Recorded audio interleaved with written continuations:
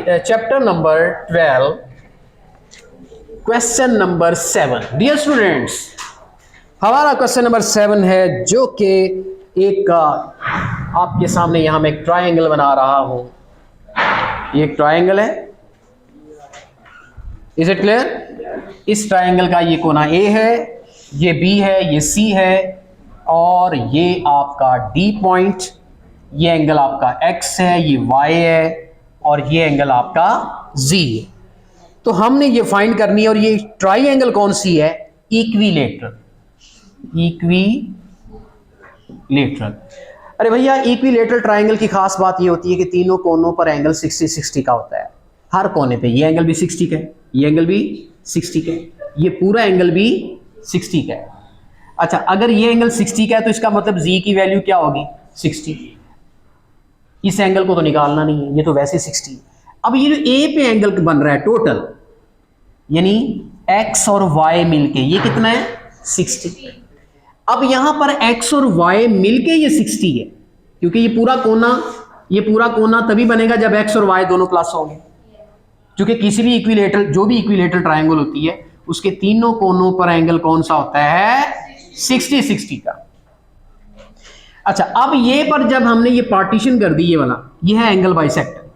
Angle bisector क्या करता है कि किसी एक एंगल को दो बराबर एंगलों में डिवाइड कर देता है, टू इक्वल एंगल्स। अच्छा, अब ये दोनों का सम 60 है, तो इसका मतलब फिर x की वैल्यू भी 30 है, y की वैल्यू भी 30 है, क्योंकि x और y दोनों आपस में क्या है?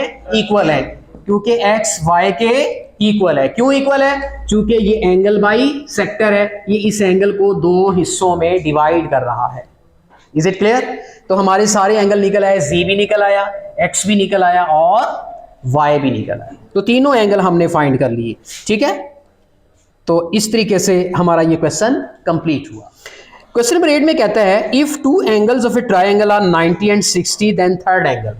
देखें, कहता है एक ट्रायंगल है, एक एंगल उसमें 90 का है, कोई सा भी लगा लें, चलें इसको 90 का कर लेते हैं, ये 60 का है, तो कहता है थर्ड एंगल फाइंड करें। हमें पता है कि तीनों एंगल का सम कितना होता है? 180। मैं थर्ड एंगल को x लेट कर लेता हूं, and we know that the sum of all the three interior angles of a triangle is 180। तो क्या होगा फिर? 90 और 60 कितना होता है? 150 plus x is equal to 180, और 150 इस 180 में से क्या हो जाएगा? माइनस, तो कितना आ जाएगा? 30। इसका मतलब ये 30 एंगल है। आपने इस तरह से सॉल्व कर लेना है। वैसे तो आपका सोल्यूशन मैं डिस्प्ले भी कर रहा हूँ, ठीक है, स्टेटमेंट ये साथ आ रही है, क्वेश्चन भी आ रहा है, लेकिन आप इस तरह भी सॉल्व कर सकते हैं। जो मैंने डिस्प्ले किया है सोल्यूशन, आप इस तरह भी कर सकते हैं। ठीक है, ओके। तो चलते हैं नेक्स्ट क्वेश्चन की जानब, क्वेश्चन नंबर 9 की तरफ। क्वेश्चन नंबर 9 में कहता है how many parts of the theorem. Theorem के कितने पार्ट्स होते हैं? भी थ्योरम के होते हैं 6 पार्ट्स जी। पहला क्या होता है? स्टेटमेंट, गिवन, फिर diagram, to prove, construction and proof. ये 6 स्टेप्स हैं, ये आपने याद करनी। ठीक है, 10 पे आ जाए। How many end points does a ray and a line segment have. Dear students, याद रखें, ये जो रे होती है, इसका एक एंड पॉइंट होता है, एक तरफ एरो होता है, दिस इज कॉल्ड रे। और लाइन सेगमेंट क्या होता है? जिसके दोनों एंड पॉइंट हो और एरो ना हो, इसे लाइन सेगमेंट कहते हैं। So line segment has 2 and points and रे हैज ओनली 1 एंड पॉइंट। तो ये भी हमारा क्वेश्चन कंप्लीट हुआ। उसके बाद 11 देखें, if two angles of a triangle are, ये मैं यहां पर वाज़ेह कर देता हूं। क्वेश्चन नंबर 11 देखिए। क्वेश्चन नंबर 11 में कहता है if two angles of a triangle are unequal in measure, how will be the length of their opposite sides. यानी उसके कहने का मकसद यह है कि अगर आप ये ट्रायंगल देख रहे हैं, इज इट क्लियर? ये साइड बड़ी है, किस साइड से? यानी आप फर्ज कर लें ये आपकी साइड ए है, ये आपकी साइड बी। अब देखें बी बड़ा है किससे, B is greater than A, why, क्योंकि ये लेंथी है और ए जो है वो शॉर्ट है, बी लेंथी है। अब इनके ऑपोजिट एंगल का रिलेशन बताना है क्या है। अच्छा बताएं, ये भी एक एंगल है, ये भी एक एंगल है, ये भी एक एंगल है, और ये एक सी साइड है। अब देखें ये जो बी साइड है इसका ऑपोजिट एंगल कौन सा है, ये वाला ऑपोजिट एंगल है। चले मैं इनके नाम रख लेता हूं, एंगल्स के नाम रख लेते हैं, बी ए सी। इस एंगल को क्या कहेंगे, दिस इज एंगल बी। जो सी पे एंगल बन रहा है उसको क्या कहेंगे, एंगल सी। जो ए पे बन रहा है उसे एंगल ए। अब इनकी पैमाइशों का नहीं मुझे पता, 30 है, 60 है, 40 है, यानी इनकी मेजरमेंट्स का नहीं पता, मैंने इनके नाम रख दिए। मेजरमेंट्स कुछ भी हो, अगर ये बी वर्टेक्स है तो इसके एंगल का नाम क्या होगा, एंगल बी। क्या होगा, कैपिटल में ही रखना है। अगर ये सी वर्टेक्स है तो ये एंगल कौन सा होगा, एंगल सी। अगर ये वर्टेक्स ए है तो यहां पर अंदर एंगल क्या होगा, एंगल ए, अंदर वाला एंगल। अच्छा अब देखिए रिलेशन बताना है। अब ये साइड यहां पर आपको मैक्सिमम सबसे बड़ी साइड कौन सी लग रही है, जरा बता दीजिए। सी बड़ी लग रही है, सी सबसे बड़ी लग रही है ना, चलिए। और लेकिन बी जो है वो ए से बड़ी है, ये तो पता है ना। ये जो बी साइड है, बी लेंथ कहां से कहां तक है, यहां सी से लेके ए तक, ये सारी लेंथ का नाम मैंने क्या रखा है, बी। बी एक क्वांटिटी है, हो सकता है ये 10 सेंटीमीटर हो, 8 सेंटीमीटर हो, कुछ भी। अच्छा ए क्या है, सी से लेकर बी तक की टोटल लेंथ, ये 3 सेंटीमीटर, 2 सेंटीमीटर कुछ भी हो सकती है, मगर इससे इसकी मिकदार कम है। अच्छा अब ये लेंथ ले लें, ये सी है, ये सबसे बड़ी लग रही है, हो सकता है ये 15 सेंटीमीटर हो, ये सबसे बड़ी है। अब बताना क्या चाहता हूं मैं, अब ये एंगल है, हो सकता है ये 30 का एंगल हो सकता है ये 45, ये 90 का हो, ठीक है, हो सकता है ये कुछ भी एंगल हो सकते हैं। अब मैंने क्या बताना है, मैं जो आपको मैं ये बताना चाहता हूं कि हर साइड का एक ऑपोजिट एंगल होता है। अब ये साइड देख रहे हैं आप, इसका ऑपोजिट एंगल कौन सा है, जो इस साइड के साथ जुड़े हुए एंगल है, मतलब एंगल ए और एंगल सी, जो इस साइड के साथ जुड़े हुए, ये एंगल इसके ऑपोजिट नहीं है, ये इसके साथ जुड़े हुए हैं, इनको एडजेसेंट एंगल कह सकते हैं, इनके साथ जुड़े हुए हैं। अच्छा अब यहां पर देखें, अब ये साइड आप देख रहे हैं, इसके दो एंगल बी और सी, ये तो इसके साथ जुड़े हुए हैं, लेकिन इसका ऑपोजिट एंगल क्या होगा, जो इनके साथ जुड़ा हुआ नहीं है, कौन सा है, ए, जो उसका फेसिंग एंगल है, जो उसके बिल्कुल ऑपोजिट है। अच्छा अब ये जो बी ए साइड है जिसका नाम सी है, इस सी का ऑपोजिट एंगल कौन है, एंगल सी। इस बी का ऑपोजिट एंगल कौन है, एंगल बी। इस ए का ऑपोजिट एंगल कौन है, एंगल ए। अच्छा जो साइड बड़ी होगी उसका ऑपोजिट एंगल भी तो बड़ा होगा। समझ आ रही बात की। अच्छा सबसे छोटी साइड कौन सी है, साइड पूछ रहा हूं, एंगल नहीं पूछ रहा। सबसे छोटी साइड कौन सी है, इसका ऑपोजिट एंगल ए भी सबसे छोटा होगा। आप देखिए नैरो नहीं है, कितना नैरो है, छोटा सा एंगल है। अच्छा इनमें सबसे बड़ी साइड कौन सी, सी साइड सबसे बड़ी है। अब सी का ऑपोजिट एंगल सी भी देखिए कितना वाइड है, ओपन है। जितना एंगल ओपन होगा वो उसकी मैक्सिमम वैल्यू है।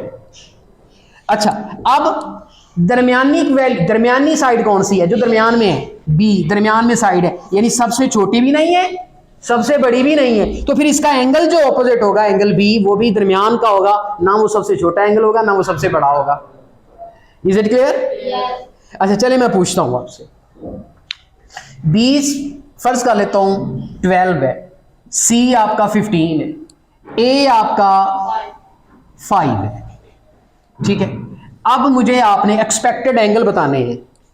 मैं एंगल लिख देता हूं यहां पर, अपनी तरफ से लिख देता हूं, एक लिख देता हूं मैं 90, एक 60, एक 30।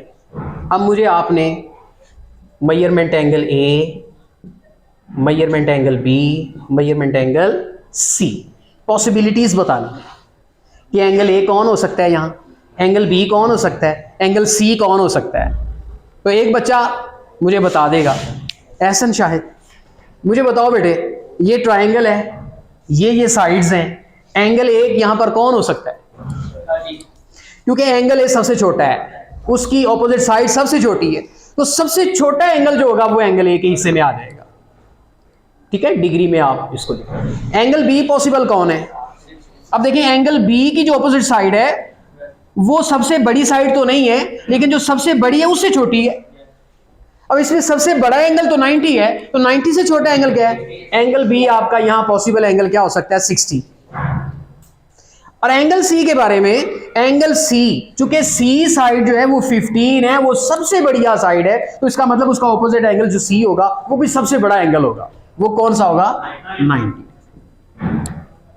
तो यानी जिसकी साइड बड़ी उसका ऑपोजिट एंगल भी बड़ा, और जो साइड छोटी उसका ऑपोजिट एंगल भी छोटा होगा। Is it clear? बात समझ आ रही है बात की? yes. तो चलते हैं अब इसकी क्वेश्चन की जानब, और ये क्वेश्चन भी समझ में आएगा, उसका आंसर भी आपको समझ में आएगा। जी क्या कहते हैं? If two angles of a triangle are unequal, अगर दो एंगल किसी भी ट्राइंगल के अनइक्वल हो, how will be the length of their opposite sides, और उनकी साइड्स की लेंथ क्या होगी? वो भी अनइक्वल होंगी। एक और बात बताऊं, एक और बात यहां पर वाज़ेह कर दूं,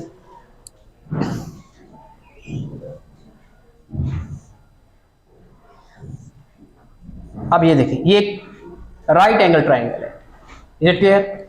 ये 90 एंगल, आप ये आपका हाइपोटेन्यूज है, ये एंगल है, ये एंगल है, एक एंगल 30 का है, एक 60 का है। अब मुझे बताएं इनमें सबसे बड़ी साइड कौन सी है? हाइपोटेन्यूज बड़ा है। क्यों? चूंकि वो 90 एंगल की ऑपोजिट साइड है, 90 एंगल सबसे बड़ा है। अच्छा, अब 30 की ऑपोजिट साइड क्या बनती है? ये वाली। 30 सबसे छोटा एंगल है इनमें, तो इसकी साइड भी ये सबसे छोटी होगी। अगर दो एंगल आपस में अनइक्वल हों तो उनकी ऑपोजिट साइड्स भी अनइक्वल होंगी। इसी तरह एक ट्राइंगल में ऐसी ले रहा हूं कि जिसके तीनों एंगल 60 के, इसका मतलब all the 3 angles are equal, then their opposite sides are also equal. Is it clear? इसीलिए इसे हम क्या कहते हैं? Equilateral triangle. अच्छा, एक और बात बता दूं, ये अब ये दोनों साइड्स इक्वल हैं, लेकिन ये साइड चेंज है। अब बताएं एंगल के बारे में बताएं। मैं जनरल एंगल ले लेता हूं, ये साइड और इस साइड के इक्वल है, इस साइड का ऑपोजिट एंगल x है, तो इसका ऑपोजिट एंगल भी क्या होगा? x होगा, और इस साइड का ऑपोजिट एंगल y होगा, डिफरेंट होगा, और वो y छोटा होगा। किससे? x से। क्यों? x की ऑपोजिट साइड बड़ी है, x की ऑपोजिट साइड बड़ी है, y की ऑपोजिट साइड छोटी है, इसलिए y की क्वांटिटी x से क्या होगी? छोटी होगी। Is it clear? तो यहां पर आपको समझ आ गई बात की? समझ आ गई बात की? तो क्या कहता है? If two angles are unequal in measure, the opposite side to the greater angle is larger than the side opposite to smaller angle. आप समझ आ गई बात की? बताइए ना, मुझे रिस्पांस दीजिए कि क्या आपको यह बात समझ में आई? कहता है कि जो लार्जर एंगल होगा उसकी ऑपोजिट साइड भी लार्जर होगी then smaller angle, then the side opposite to smaller angle. तो चलते हैं जी नेक्स्ट क्वेश्चन की जानिब। नेक्स्ट क्वेश्चन हमारा कौन सा है? 12वां। Define supplementary angle. Supplementary angle का आपको पता है कि ऐसे दो एंगल जिनका सम 180 हो जाए उसे क्या कहते हैं? मसलन 120 and 60, both the angles are supplementary angles because their sum is 180। जी, उसके बाद कहता है, अब हमारा नंबर कौन सा है? 13वां नंबर। 13वें नंबर का क्वेश्चन जरा देखिए। 13 नंबर पे कहता है what is the value of each angle of equilateral triangle. लो जी, आज हम साबित करते हैं कि इक्विलेटरल, पहले तो हम पढ़ते आए हैं ना कि 60-60 के होते हैं, आज साबित करेंगे कि 60-60 के क्यों होते हैं। हमें पता है कि इक्विलेटरल ट्रायंगल की तीनों साइड्स क्या होती हैं, इक्वल। इसका मतलब एंगल भी क्या होंगे, हम फर्ज कर लेते हैं एक्स, एक्स और एक्स। हमें नहीं पता ये एक्स कितना है, लेकिन इतना पता है कि ये तीनों एक्स हैं और वो आपस में इक्वल है। और हमें ये भी मालूम है कि तीनों एंगल का सम 180 होता है। अब इनको ऐड कर लें, 3x इक्वल टू 180 और x की वैल्यू क्या आ गई बेटे, ये x कितने बन गए 3x। अब x की वैल्यू क्या आएगी 180, ये 3 डिवाइड कर दें, इसका मतलब ये भी 60, ये भी 60 और ये भी 60। तो इस तरीके से हमने साबित कर दिया। तो हमारा 13वें नंबर का क्वेश्चन भी सॉल्व हो गया। 14 नंबर पे आ जाए जी। 14 नंबर,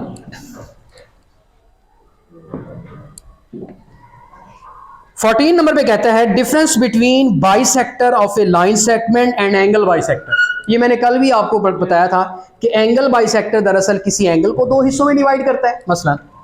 मसलन ये एंगल आपका 60 है, इसमें से एक रे हम ड्रा करते हैं जो इसको भी 30 कर दे, इसको भी 30 कर दे, इसे कहते हैं दिस इज कॉल्ड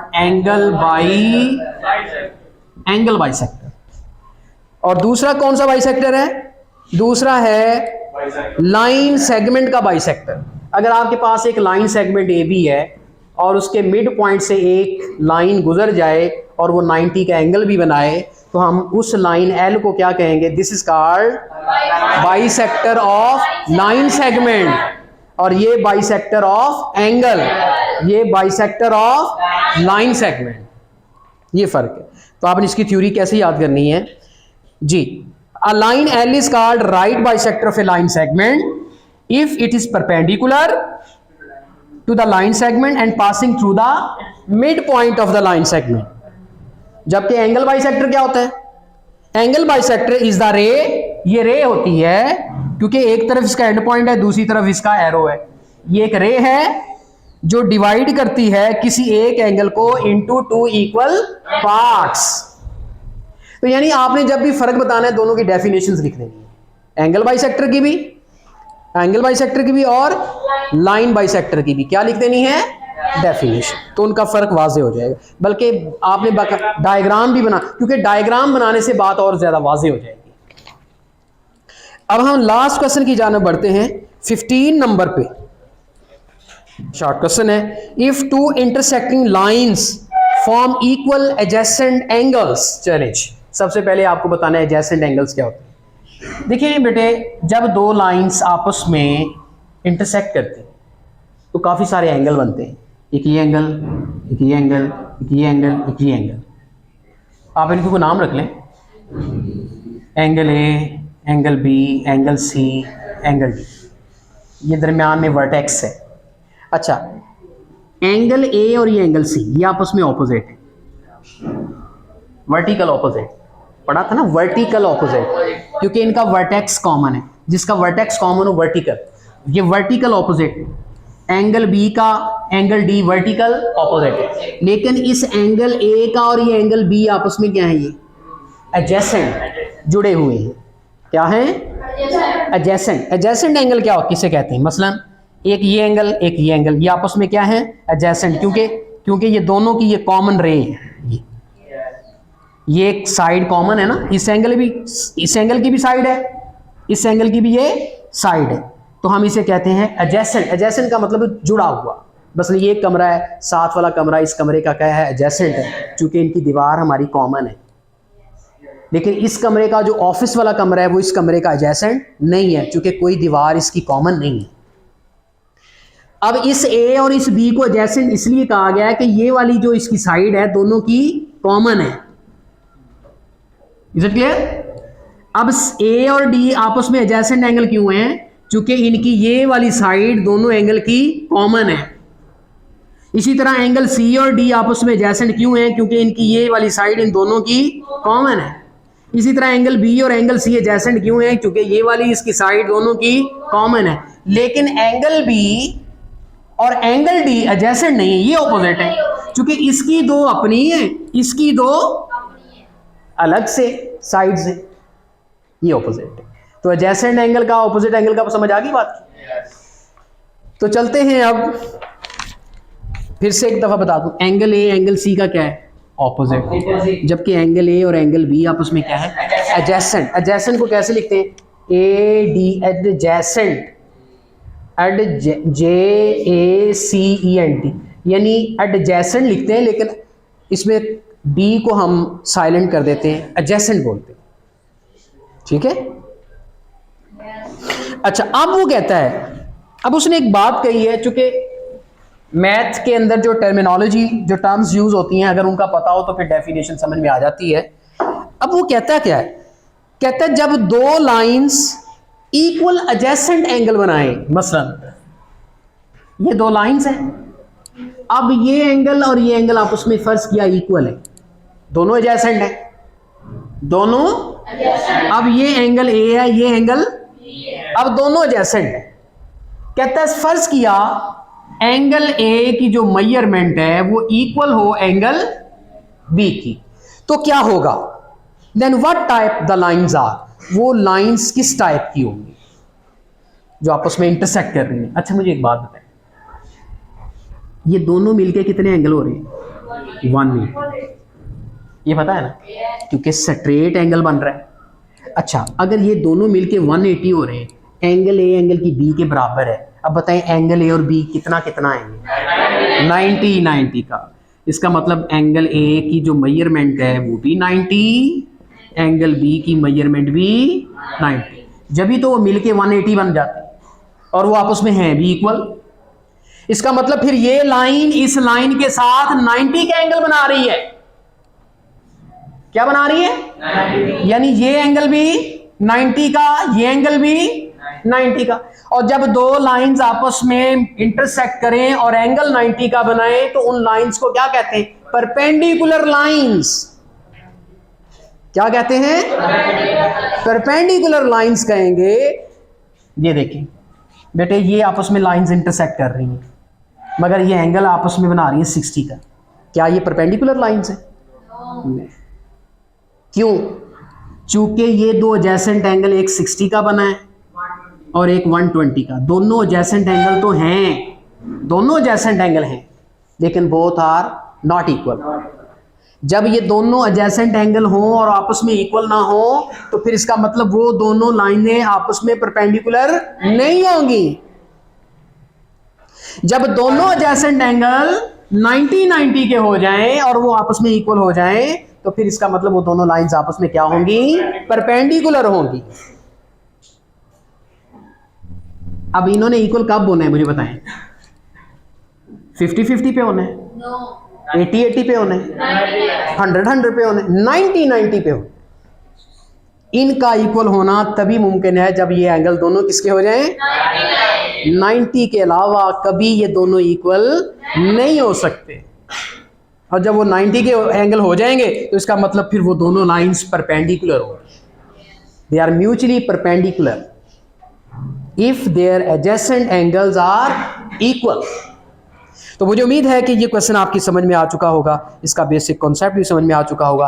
तो आज इस उम्मीद के साथ आज के लेक्चर को करते हैं यहाँ पर फिनिश, कि आपको ये लेक्चर पसंद आया होगा और नेक्स्ट लेक्चर तक इंतज़ार करते हैं। तब तक के लिए इजाज़त चाहता हूँ।